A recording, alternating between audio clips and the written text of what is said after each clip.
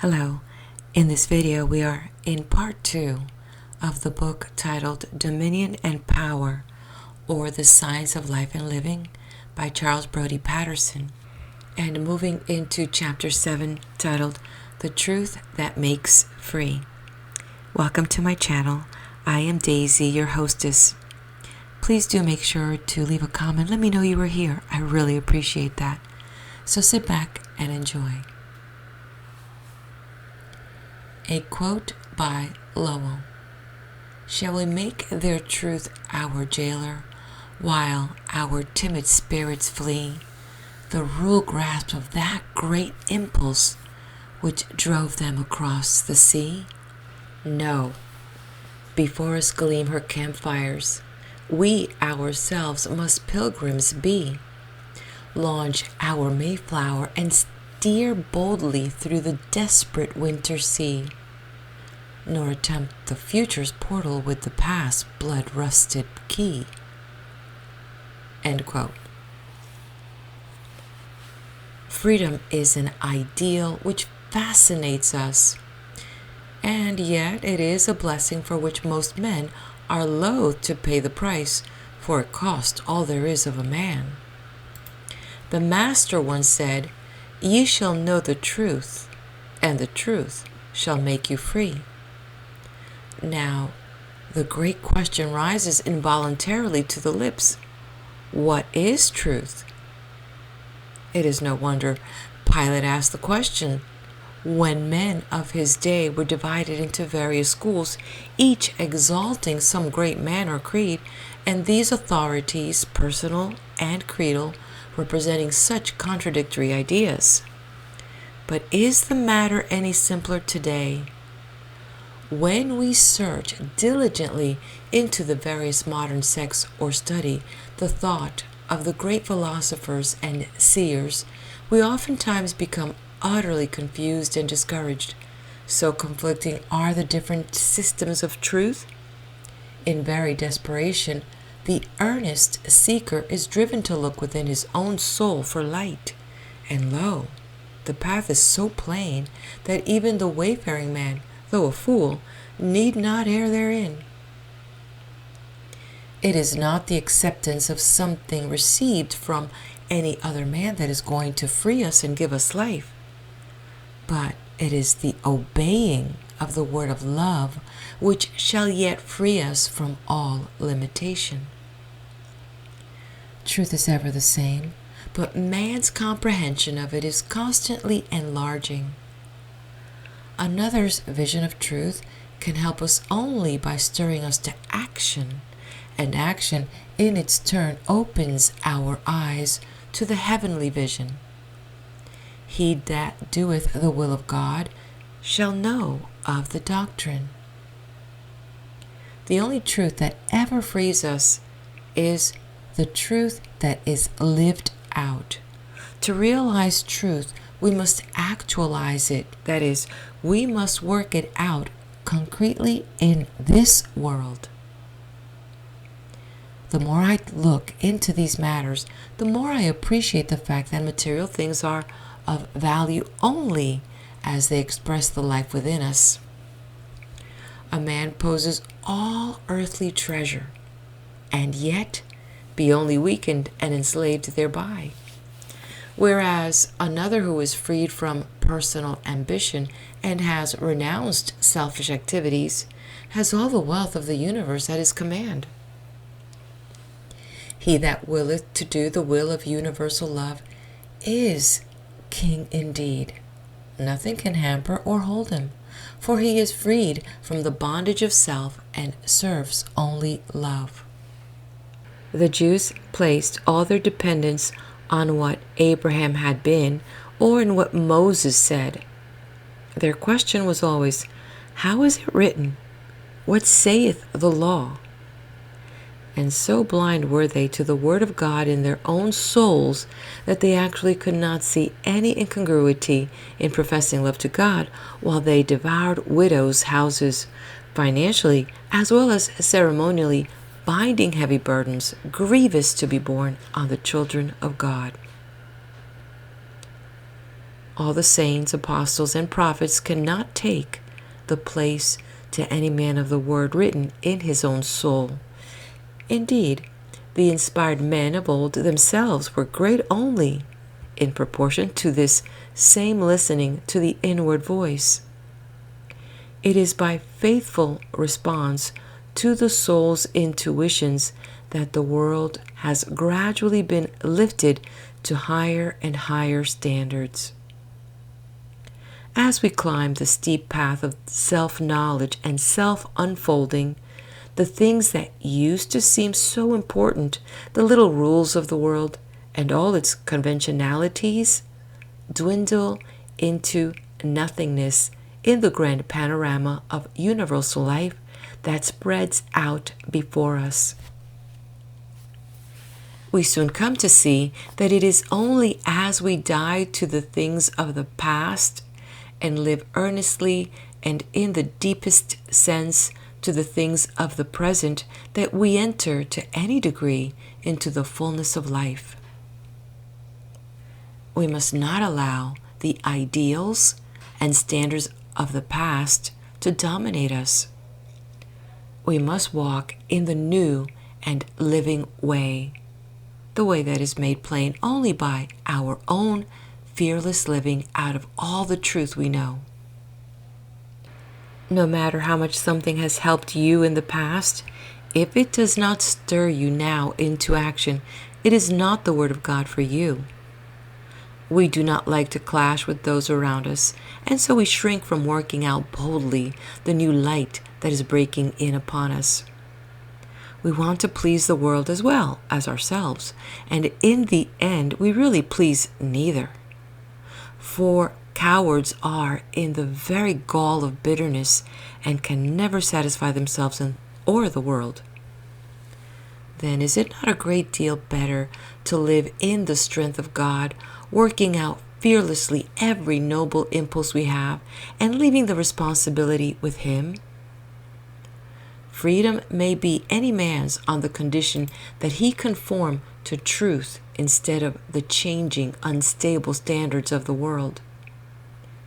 And Jesus found this to be the only way.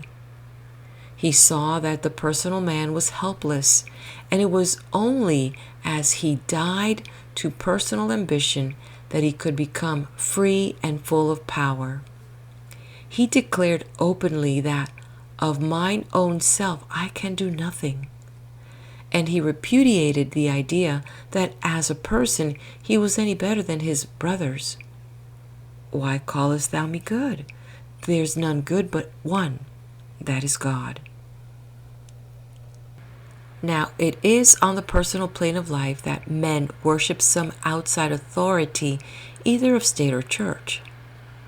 This obedience or response to great men is all right in its place. It certainly plays a part in the great work of development. So long as men abide on the low plane of self, it is better that they revere and obey another than that each should, in all his selfishness, be along unto himself. But the moment one sees the higher life of impersonal service, that moment outward authority loses its hold. It can henceforth only obstruct and injure the seer. We cannot unfold to the highest and best that it is in us if we obey any outside dictum. Verily, if any man be in Christ, he is a new creature. Old things have passed away, all things have become new. The very path he has to tread is a new one, for his life is a unique life.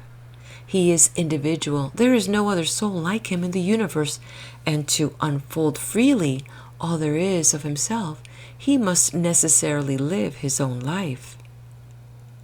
This obeying of the inner self, because of our love to our fellow men, is the freedom with which Christ doth set us free.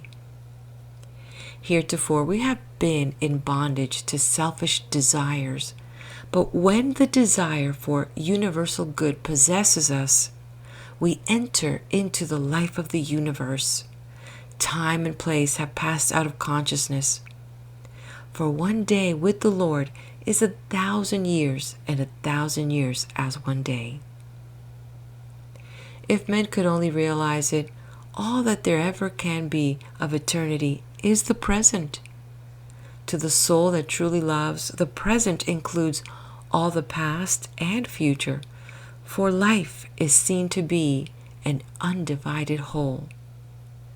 To be one with God, united to Him in thought, aim, and activity, is to include all other lives, past, present, and future, in our own. There is nothing partial about the God life. It is all inclusive, common. Love is not a respecter of persons, but serves the interest of all men, winning them gently to the recognition of God's great commonwealth, wherein all things are all men's. Is it not strange that one thing men fear the most of all is to literally fall into the hands of the living God? The old conception that it is a fearful thing has probably done more to retard the world's progress than any other idea. Yet, that is just what we must learn to let ourselves do.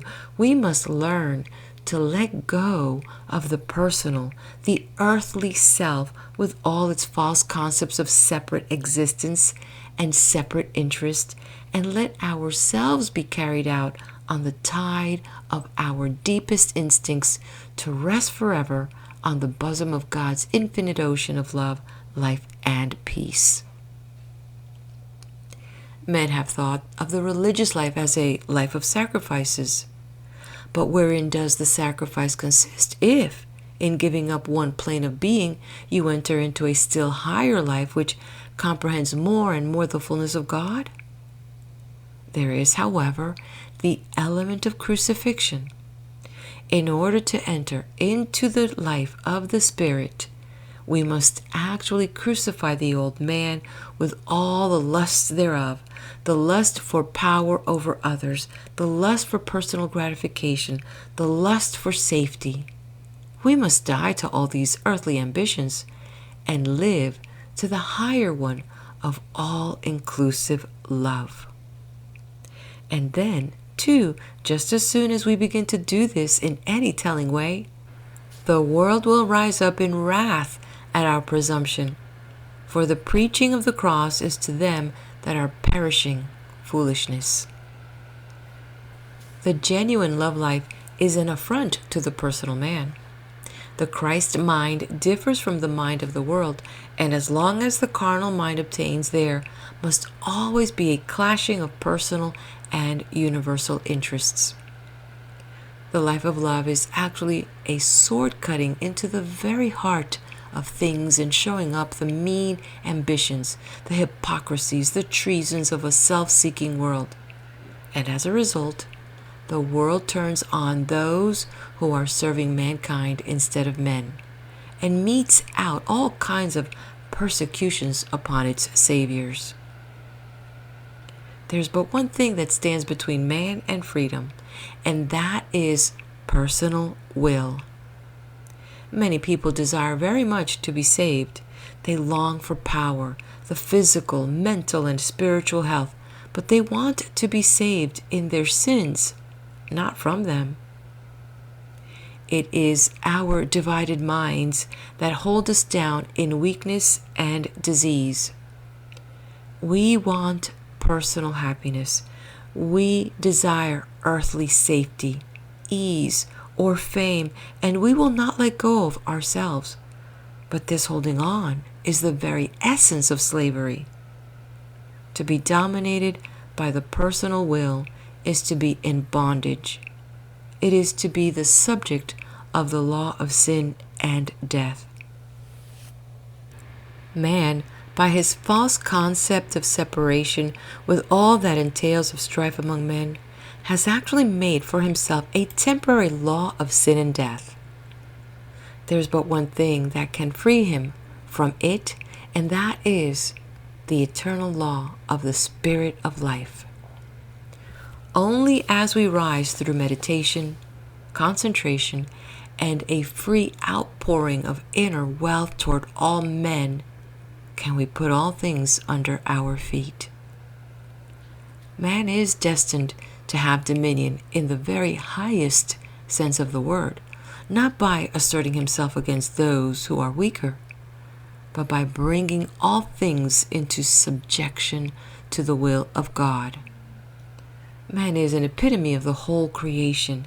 Science is proving through its investigations in embryology that man actually is the summing up in abbreviated form of all the lower planes of development. And when he shall have learned to control himself in love, the ferocity of the animal kingdom will have been overcome. When the lion of self-will in man submits to the love will of the universe, the lion and the lamb of the outer world will lie down in peace. The personal will, that will which seeks safety, ease, or pleasure at the cost of brother man, is responsible for the strife and sorrow in the outer world. Our disease, crime, poverty are the fruits of selfishness. They are the natural outcome of the carnal mind. In a very true sense, this world of ours has a soul, a mind, and a body, and it is in the process of coming to itself. It is slowly awakening to self-consciousness. The carnal mind, that temporary idea of physical mastery, has brought forth all our strife and atheistic control of men.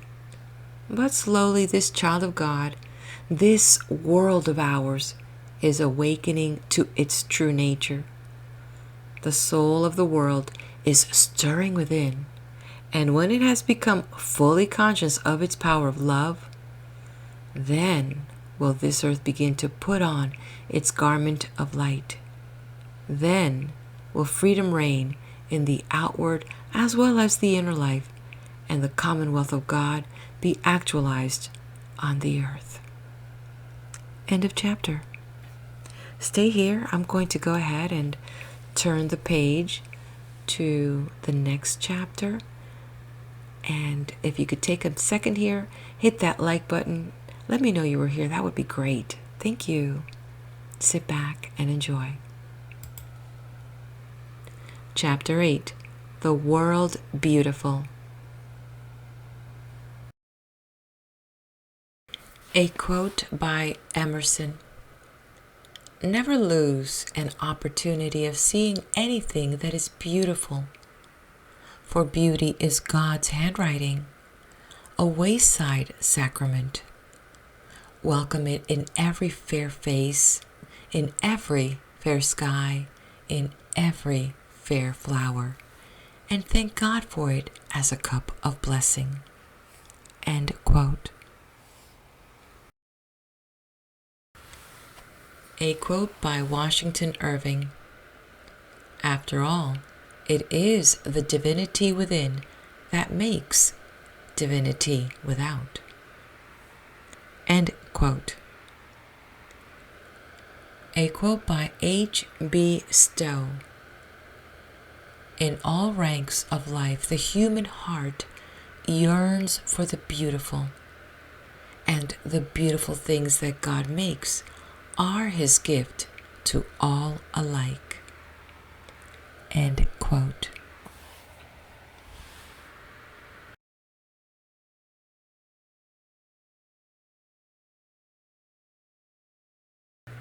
We sometimes think we are living in a world where there is much that is disagreeable, much that jars upon the mind and upon the nerves.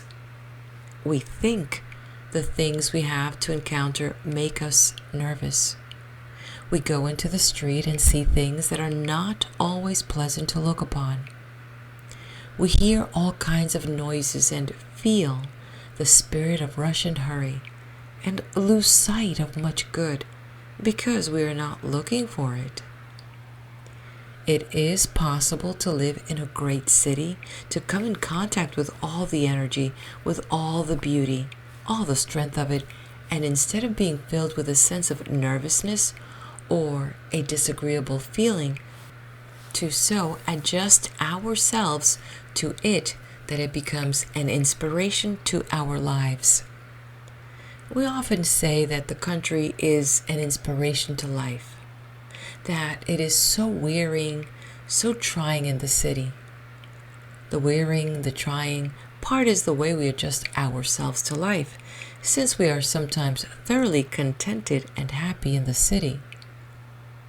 Regardless of all the noises of the strenuous life people live, they are sometimes restful and happy.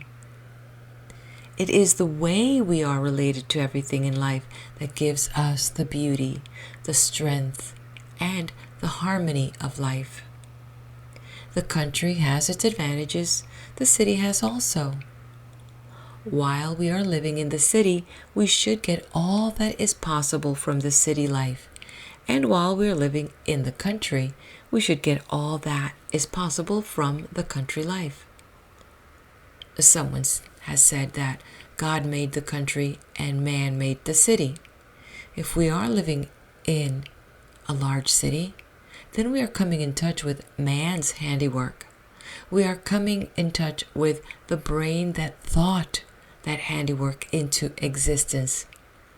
In reality, in a great city, we are getting very near the center of human life. We find that every phase of it, every grade of it, as we are related to it, may be helpful to us or the reverse. There are the noises and the rush. We sometimes feel when we get into them, we are a part of them. We rush ourselves to keep up, as we might say, with the procession. When I first came to New York many years ago and found the people hurrying as I'd never hurried in my life, I fell into the hurry and was so carried away by it that I hurried too. By and by, I asked myself what it all meant. What was the necessity of it?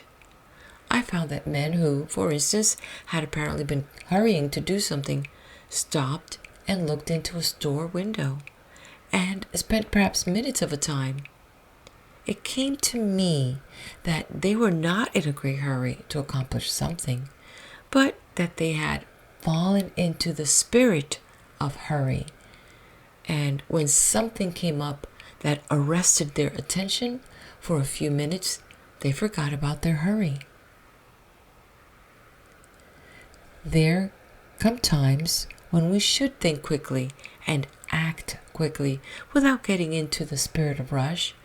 And I find after a time that when I needed to think quickly or act quickly, I could do it without getting into the spirit of hurry. Again, I found it hard to get adjusted to the noise. It had its effect upon the nervous system, and I thought I should like to be where it was quiet. Then it came to me that this rush, hurry, and noise were all expressions of human energy, and that each was good in its right place, and that if I could get above it, instead of being unrestful and discordant, it would inspire me with a greater sense of strength. That if I could get at any real understanding of the noise, it would no longer affect me, nor produce any degree of nervousness, but rather the reverse. I began to feel that I was part of it in a way, yet not necessarily a discordant part. So we can come closer to the greater energy that permeates a large city. Then, if we begin to see and think about the expression, about the wonderful buildings which tower way up into the heavens, we see that not all of them are beautiful, the conveying to the mind wonder, strength, and power. Occasionally, we see that the beauty vies with the strength and power, as though the architect had expressed himself in as beautiful a way as he knew how, though realizing his limitations. He was able to express the strength and power, but was unable to express to the same degree the beauty. We see a more constant effort being made to express beauty in architecture in our public buildings. But the trouble with our people is that when they go abroad and see things that convey the sense of beauty and proportion, they return home and are not satisfied with a copy. They want to outdo it, and in the effort, make mistakes. More and more, however, we are finding that it is not in trying to outdo or in trying to copy other people that the true expression of beauty comes. It is rather through an effort to represent our own thoughts. On every side of city life, we see evidence of a greater desire to express the beautiful. If we look back 25 or 30 years and consider the architecture in our country, we find we have made wonderful progress. We see changes for the better in almost every direction. Many buildings in our city cannot be called things of beauty, but they show that we are striving after beauty. There was a time when all our buildings looked very much alike. A brown house front was the thing to be desired, the essential thing. Now, we are not satisfied with that. We want more of the beautiful. And in striving after it, we go to an excess of the ornamental in architecture and put in so much of it that it misrepresents beauty. Nevertheless, these efforts give evidence of a striving for something more beautiful. Once in a while, we see a really beautiful building come into existence, an effort of a master architect who has developed a love of the beautiful. A beautiful building calls out the love of beauty in the minds of the people who see it. There is an increasing number of people who are awakening to our art galleries, and there is keener appreciation of good music. It is a great pity that we cannot have good music in this country without paying an exorbitant price for it. For in Europe, it is possible for the very poor people to have the best music at a very small price. It is this love of the beautiful in music, in art, and in every department of life which is the hope or evidence of progress among any people. Some enthusiasts have gone so far as to say that the love of beauty may constitute the religion of a future age, claiming that then there would be little likelihood of any disagreement, and there would be a greater unity of thought in the perception of beauty than could be brought to the worship of any other thing. I do not believe, however, that any religion can ever be founded upon the love of beauty alone. Beauty is only an outer manifestation that symbolizes something that is greater than itself. And the soul of man can never be content with the worship of symbols, no matter how great or how beautiful they may be. I believe this to be true, though, that the love of the beauty in the life of man shows decidedly his development, because the love of beauty is one of the sure indications of spiritual growth. The love of beauty is a true radiation from the heart of love, but it is only one of an infinite number of rays. It takes all these rays to make a perfect religion. The soul will never be satisfied with anything less than perfection. Every innate power must have outer expression. The more, however, that the mind dwells in a sense of beauty and comes in touch with the inner or higher states of life that correspond to beauty, the more beauty will mind express in the outer life. We should know that the world beautiful is our own conscious world. It expresses all that man has been or is now. It is the mirror of all that he has felt and thought. That which any individual sees or hears in this world is that which, to some degree, he must have helped to construct. The great outer world is man's kingdom of expression.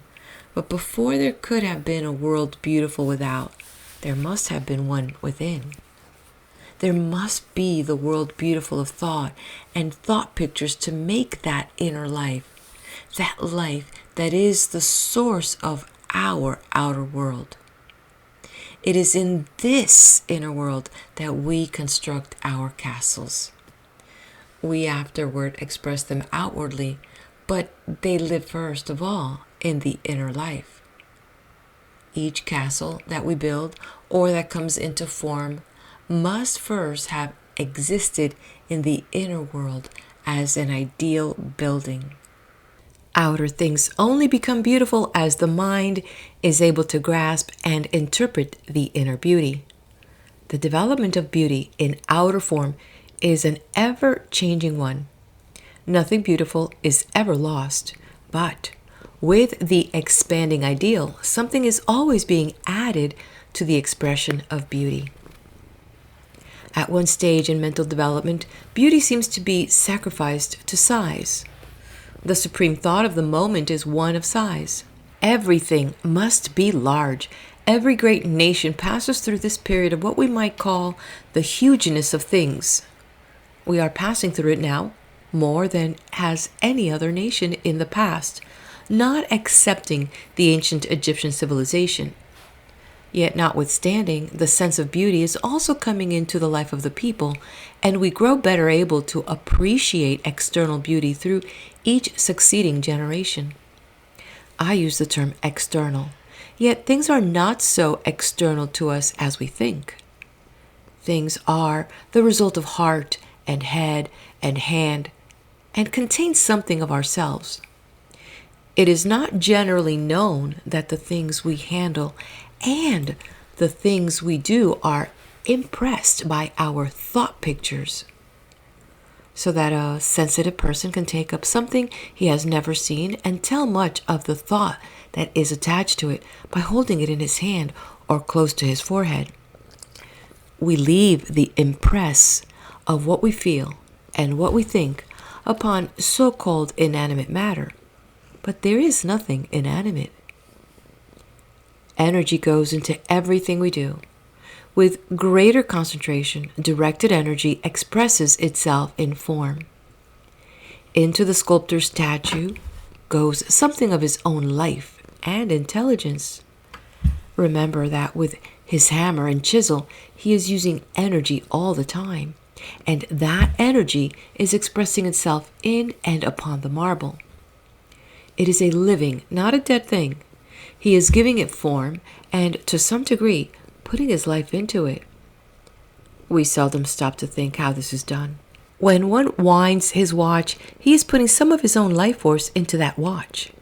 And until that life force has all escaped from it, the wheels revolve and the hands continue to go round. And as truly we are putting energy into everything we do in life.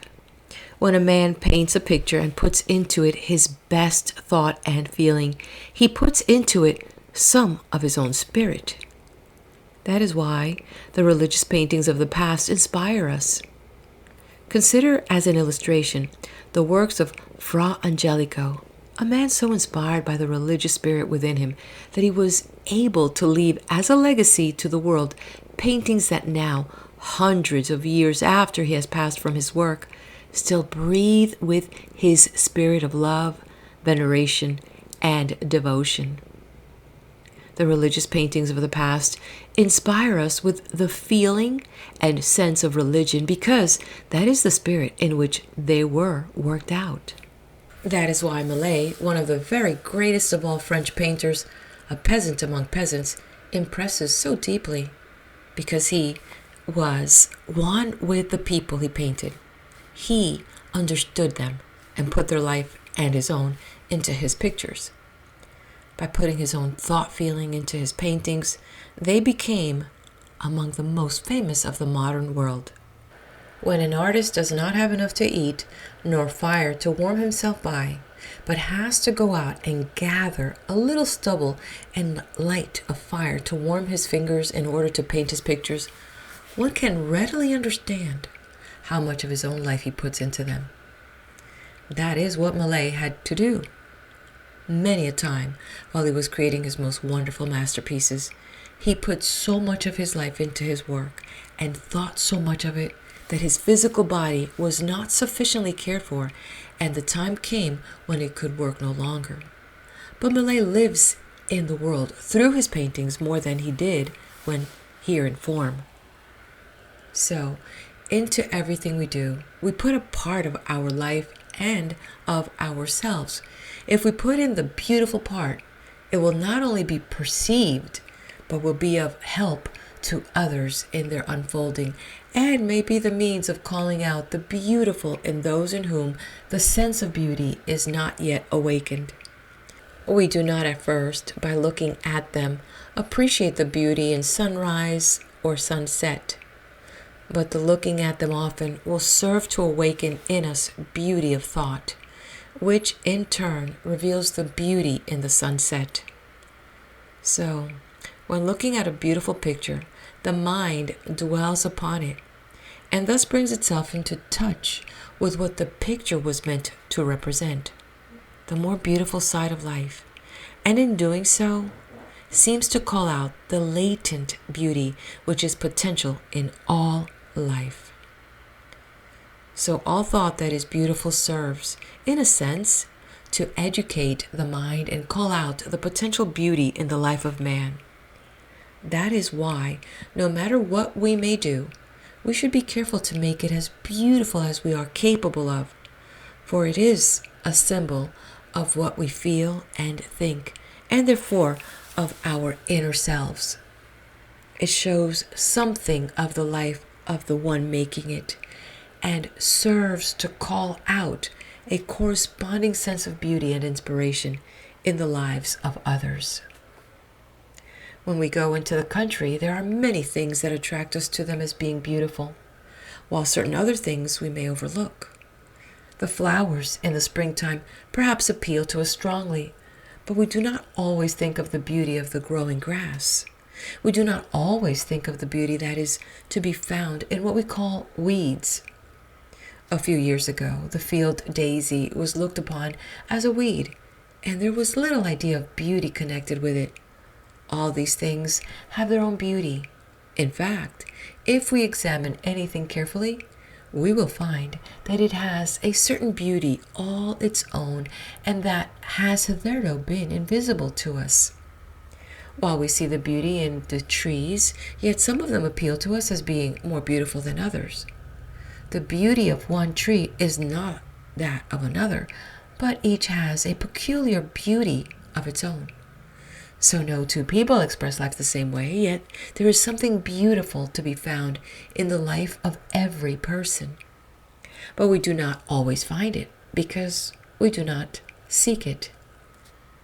So often, in looking at things in nature, if some things appeal to us as being beautiful, we give all our thought and attention to them and lose sight of many others that are equally beautiful.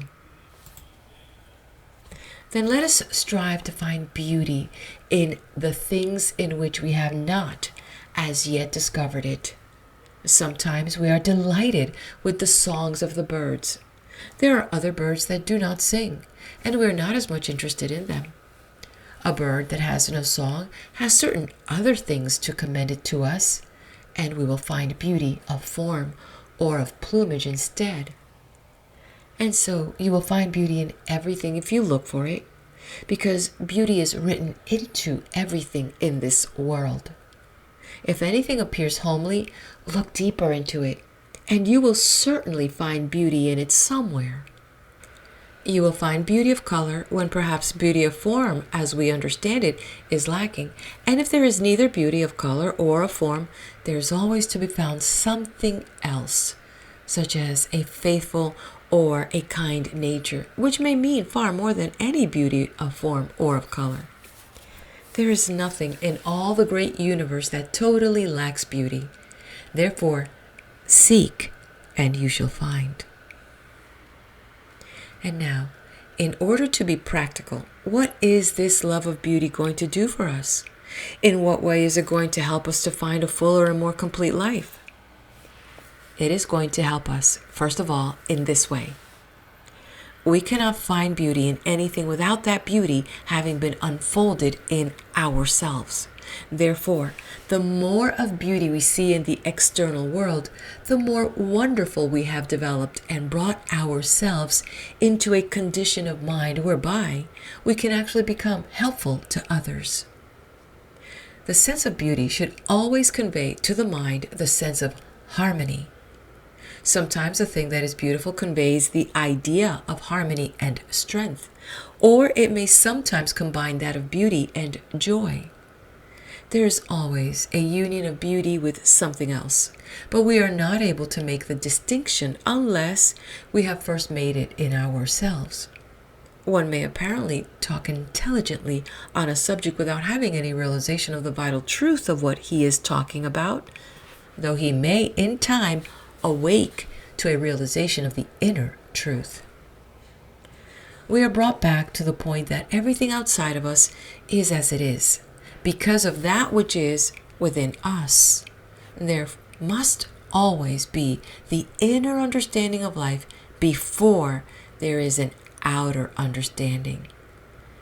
We come in touch with things in the outer world without knowing anything about the wonder and mystery of their life and beauty, until a knowledge of that life and beauty has unfolded in ourselves. And then we see the wonder and mystery of the great outer world in which we live.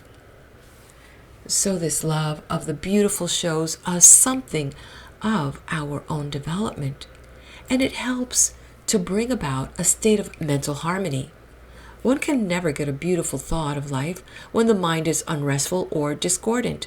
Therefore, the sense of beauty brings rest and harmony into the mind and keeps it open for a still larger degree of beauty.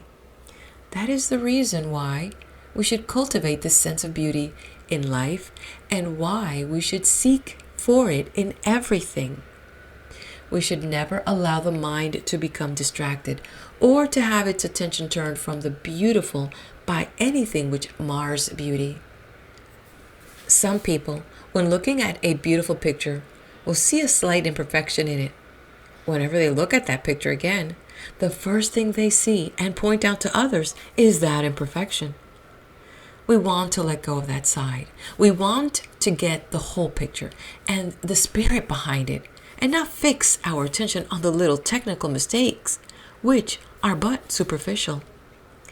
It is the beauty of color, of form, of conception, of the composition as a whole that should appeal to us. If we allow the mind to pick flaws in people or in things, we lose all sense of proportion.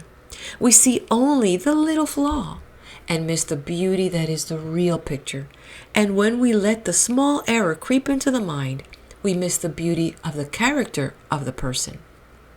So the mind is taken up in looking for the motes, as we might say, and the motes cause the mind to become unrestful. How often, in listening to music, if the performer or singer strikes a false note, it is that note of which we remember to talk about.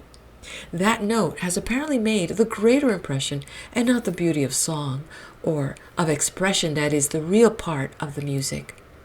Annoyance at the small thing has made us close our ears to that which is infinitely greater. We get out of life all the harmony, all the joy, all the perfection, all the beauty that we put into it or bring to it. We cannot find the beauty in the outer world until we find it in the inner one. Everything will become beautiful to us if our quest for beauty is thorough. For as we find the inner beauty, we shall find its expression in everything without. We shall feast our eyes in the beauty of the springtime. We shall rejoice in the beauty of summer, be glad in the beauty of autumn, and delight our minds in the beauty of winter. We shall see beauty when the sun is shining, when the birds sing, when the flowers blossom, and all life will sing its wondrous song of beauty. And we shall give forth beauty in our own lives, for these various expressions of it in nature are in man's life, written deep into his own character. End of chapter. Let's head over now to the next video as we continue on with the next chapter from the book titled Dominion and Power, The Science of Life and Living by Charles Brodie Patterson. Hit that like button, subscribe to the channel, and share this with your friends.